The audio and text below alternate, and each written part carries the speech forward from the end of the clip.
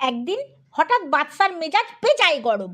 বাদশা রাজসভায় এসে হুকুম করলেন, আমি এমন একটা কাজ দেব, তা যদি কেউ করতে না পারো, দরবারের সব কজনের আজ আমি গর্দান নেব।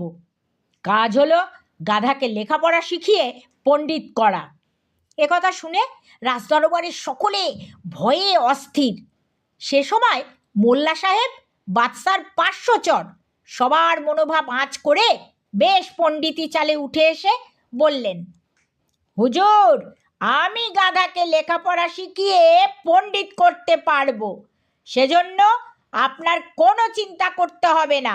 তবে আমায় 10টা বছর সময় দিতে হবে আর 10,000 মোহর দিতে হবে। বাদশা বললেন, বেশ, পাবে তা। এরপর সবাই মোল্লাকে ঘিরে ধরল।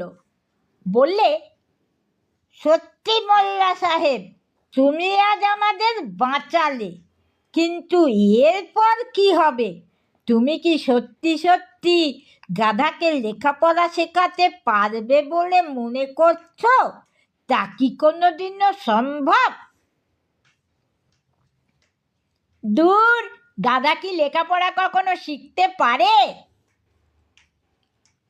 তাহলে এই 10 বছর তো তোমাকে উৎকণ্ঠার মধ্যে কাটাতে হবে সব সময়, গর্দান যাওয়ার ভয়ে। আরে, একটা জিনিস ভুলে যাচ্ছেন উজির সাহেব, বর্তমানে বাদশার বয়স 80 আর আমার 90। তার মানে 10 বছর পর আমাদের মধ্যে কে থাকবে আর কে যাবে তা একমাত্র আল্লাহই বলতে পারেন। এখন তো 10,000 মোহর নিয়ে আয়েশ করে মনের আনন্দে বেশ কিছুদিন কাটিয়ে যাই, তারপরের ভাবনা তারপরই না হয় ভাবা যাবে।